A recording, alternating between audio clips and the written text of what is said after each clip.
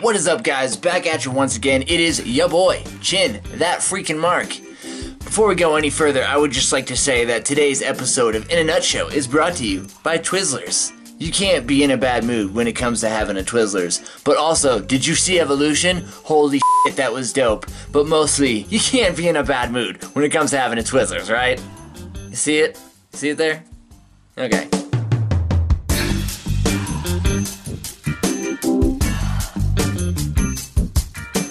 So, the show starts off here with Corbin with the Universal Belt over the shoulder. Just kind of talking some shit, getting some real cheap heat on Roman Reigns. And then Lesnar and Heyman show up. They talk their fair amount of shit. Heyman says each other should stick to their own shticks. And not too long after that, Strowman comes on out. Corbin and Strowman kind of get into it for a while before it just kind of turns into like a taunting match between Strowman and Lesnar. And then after, I don't know, Strowman just like slams Corbin a couple times. Lesnar F5s him from behind just to kind of get some build for that crown jewel that's coming up on Friday, because we can't have enough pay-per-views. Friday, Saudi Arabia, Friday.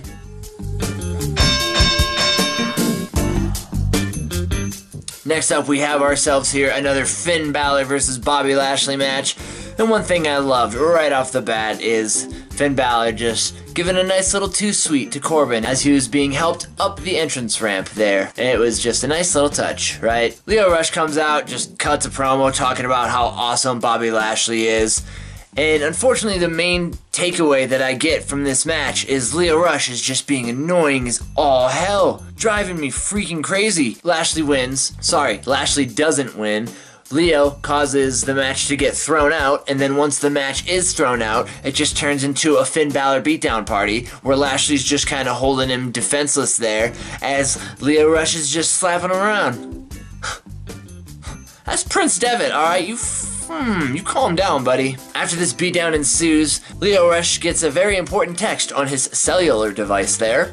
They rush backstage to see that it's from Corbin, to say that he has the utmost of vague news, and that is that for some reason, he doesn't want to go to Saudi Arabia, John Cena can't make this World Cup tournament, and Bobby Lashley will be taking his place. Bobby Lashley is stoked on it, so he doesn't really question these things. Why would he?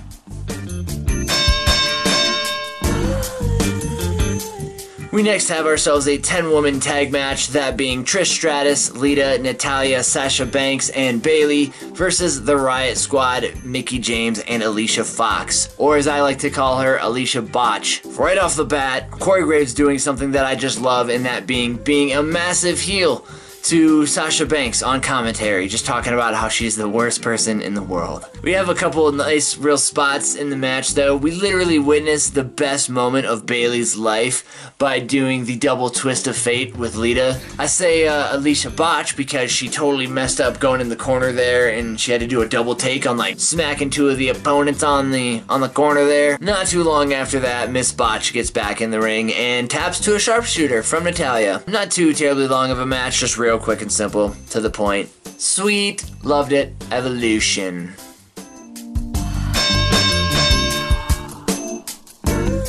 Yeah, so this was probably my favorite segment of the night here. We have our usual Elias In Ring, but it isn't our usual Elias In Ring because this night is different. This night, Elias has a song that is like no other Elias song. This song is so fucking good that it needs a personal delivery by the man Elias himself. So what does Elias do? He finds his way on back to Mr. Baron Corbin's locker room, because that is who the song is for, by the way. And he goes, knocks on his door. Corbin's not really having it because he got that little beatdown early in the night from Braun Strongman. Since he won't open the door, Elias is just going to have to sing this song through the door. And then he proceeds to do just exactly that. At some point in there, Corbin came out, was listening to the song, and as soon as he gets to the best line of the song, talking about how Elias is just Stephanie's little bitch, gets the door closed in his face, and then Jinder just jumps him from out of nowhere. Corbin comes out afterwards, all smug as a bitch, and he's like, well, hey, here's the deal, bud. You actually have a match next against exactly that man there, Jinder. What are the odds? The match itself wasn't really anything to get too excited about. It was basically Jinder just kind of handling the first half of the match. Elias just kind of turned it around and ended it with a drift away. Really quick.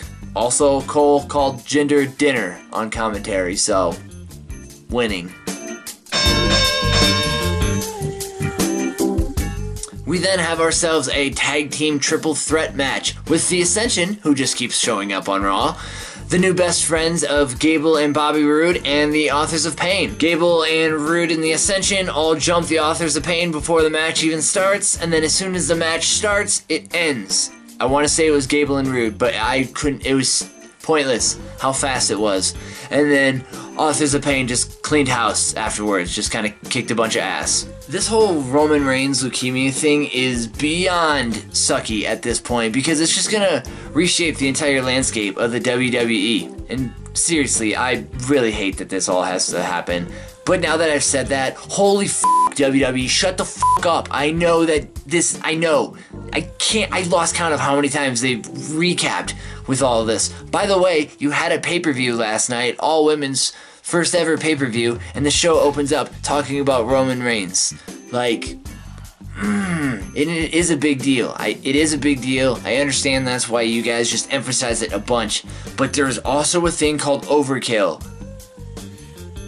We have Seth Rollins coming out for a promo because, again, we got a bunch of reminders throughout the night saying that something was going to happen because if you didn't hear, Dean Ambrose turned on Seth Rollins last week. But with that aside, probably the best sign of the entire night, Seth Rollins makes his entrance and there's this guy just so happy with himself, shit-eating grin on his face with an I like Cam sign.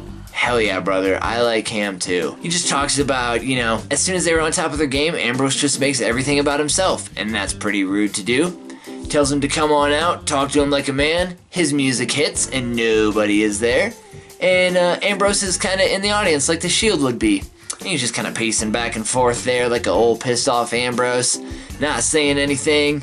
And Seth is just like, alright dude, well, I'm sitting here talking to you, and if you're not going to say anything, then I'm just going to come on up there to just beat it on out of you, I guess. And then as soon as he starts to make that effort, Ambrose just kind of walks off because he's not really feeling it. He was probably hungry, honestly. He could probably smell the popcorn in the concessions in the next area over. So I feel you, Dean Ambrose. I love popcorn. I'm like a buttery style man myself. So yeah, dude. Orville Redenbacher up in this bitch.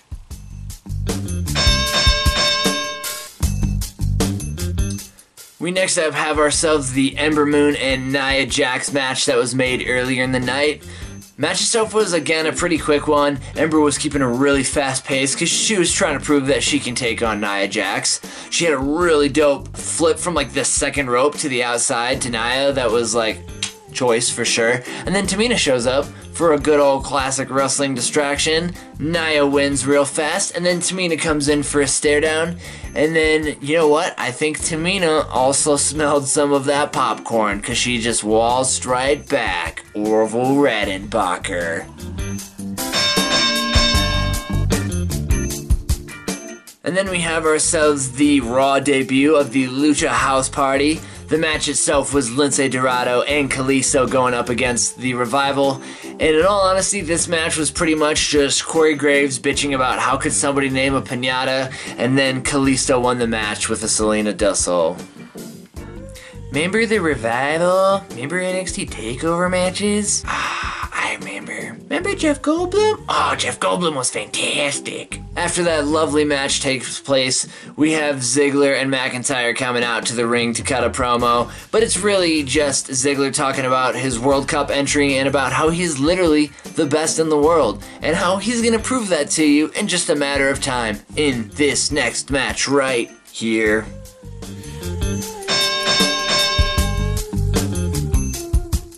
In this match, I definitely like that they still allowed Apollo to get his spots in for a second. He was literally just holding Ziggler up for probably about like a minute at one point in the match there. And then that was immediately followed up by a standing moonsault, which is awesome because Apollo's always got to get his flips in. And the unfortunate thing is that he's always got to get jabbed out. He got just the most solid knees to gut I think I've ever seen from off the top ropes there. And then the match just ended with Ziggler getting a super kick. good old classic super kick party. It wasn't a super kick party, it was one super kick. And then we have ourselves what was, honestly in my opinion, a pretty underwhelming main event for the night. It's always cool to have the Brothers of Destruction, because, you know, who doesn't love The Undertaker and what was Kane? But it was basically just cutting another promo, being all spooky and everything. DX's music gets played, and Triple H is the only one coming out, and it's Undertaker knows. He's been doing this for long enough that somebody's gonna show up behind him, and obviously that somebody's Shawn Michaels, but that doesn't mean he was fast enough. And I'm pretty sure he also ate a super kick. Maybe it did turn out to be a super kick party after all. But honestly, that was pretty much the end of the night. And my friends, I would have to say to you this time around, that was this nutshell of which this episode of Raw was in. Did I mention that it was also brought to you by mother freaking Twizzlers? It is your boy, Chin, that freaking Mark. Like, follow, share, and subscribe. And I'll definitely be back soon enough to talk about the graps. Don't worry, Diggity is not dead in Saudi Arabia. I don't think.